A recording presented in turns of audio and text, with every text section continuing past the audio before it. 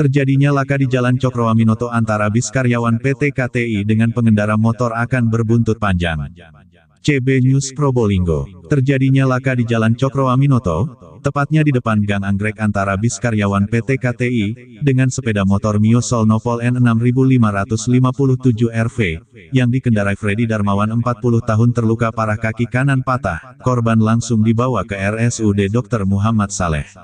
Dalam hal ini, bis SHC sebagai vendor angkutan karyawan PT KTI Nopol DK 7056 JV, yang berplat hitam sudah mengingkari hasil rapat dengar pendapat Komisi 2 DPRD Kota Probolinggo pada tanggal 9 November tahun 2021, yang direkomendasikan oleh Komisi 2 untuk segera diselesaikan maksimum 3 bulan setelah melakukan rapat dengar pendapat, terkait perizinan, trayek, dan juga plat nomor kuning karena sebagai angkutan publik yang memiliki jam trayek tetap.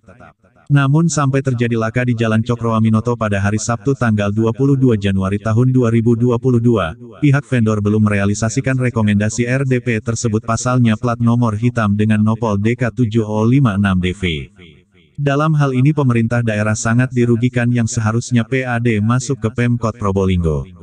Seharusnya pihak pengguna jasa PT KTI bersikap tegas dalam hal ini sesuai yang dijanjikan saat RDP, dan juga semua pihak yang mengikuti RDP Komisi 2 dalam hal ini harus bertindak tegas.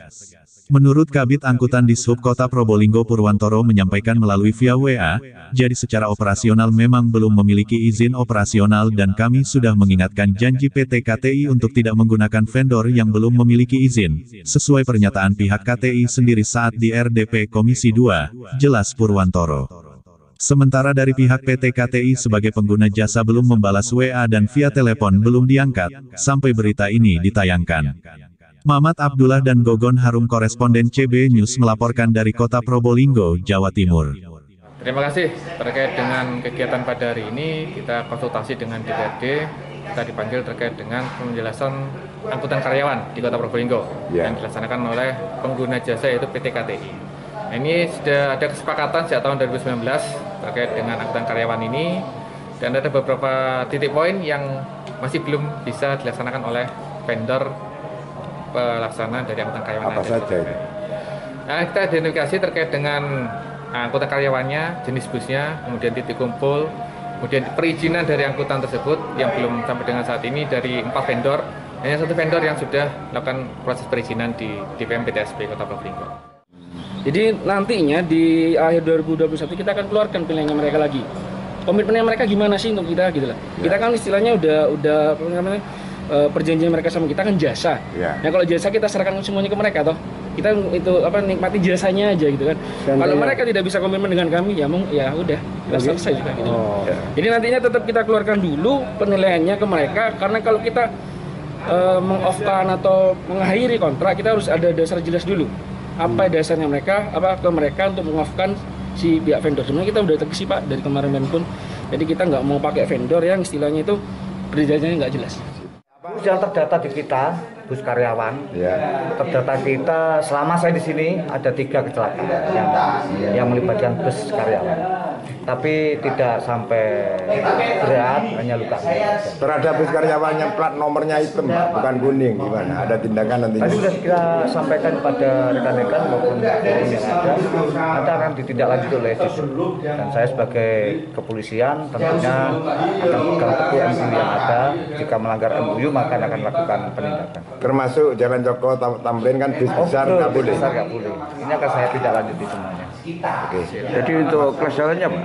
Gimana? Untuk kelas jalannya Pak? Untuk kendaraan pengangkut karyawan itu Pak? Penumpang? Iya. Penumpang sudah diperbolehkan sama Undang-Undang Tenaga Kerja kan boleh? Iya. Jadi memang perusahaan harus menyiapkan jasa angkut. Lah untuk itu Pak, jumlah penumpangnya itu Pak? Kan ada yang subuh kecil itu Pak? Ukurannya itu disampaikan, nanti berapa yang layak kendaraan yang harus disiapkan sudah disampaikan. Nanti hitung-hitungannya sama proses dengan Bapak Kepala Dishub. Kalau kepolisian hanya mendorong bagaimana penegakan aja nanti. Oke. Terima kasih Pak Ron. Kami hari ini mengundang Kasat Lantas, mengundang PT Kurtai Timber Indonesia, kemudian mengundang Dinas Perhubungan dan semua vendor. Karena kami melihat kendaraan angkutan penumpang ini tidak sesuai dengan ketentuan perundang-undangan, terutama kaitan dengan Undang-Undang Lalu Lintas dan Angkutan Jalan. Maksudnya perizinannya. Pertama adalah angkutan yang mengangkut penumpang secara terus-menerus itu harus memiliki izin trayek. Trayek tetap. Nah, kalau sudah berbicara izin trayek, maka itu masuk kategori kendaraan publik. Kendaraan publik harus berplat kuning. Sudah ada 2. Jadi kendaraan yang selama ini itu 90% tidak memiliki izin trayek. Kedua, tidak berplat kuning. Berapa tahun? Ini sudah terjadi sejak tahun 2011. Ini tidak ada PAD. Nah, maka ada kerugian daerah di sini.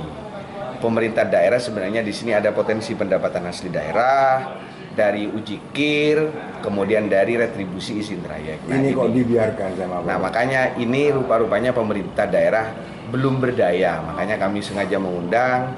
Karena sebelumnya pemerintah daerah, pihak kepolisian sama PT Kutai Timber Indonesia, kemudian juga para operator ini sudah menandatangani kesepakatan bersama. Di antaranya adalah mereka harus taat dan patuh pada peraturan perundang-undangan seperti apa yang saya sebut, izin trayek, berplat kuning, kemudian titik kumpul. Nah, ini semuanya tidak dilakukan. Makanya kami beri waktu maksimal 3 bulan untuk proses penyesuaian infrastruktur ini.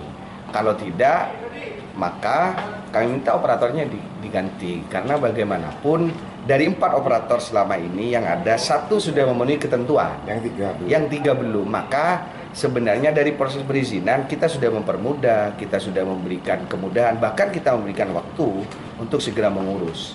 Nah, makanya tidak ada alasan lagi untuk tidak diurus, maksimal 3 bulan.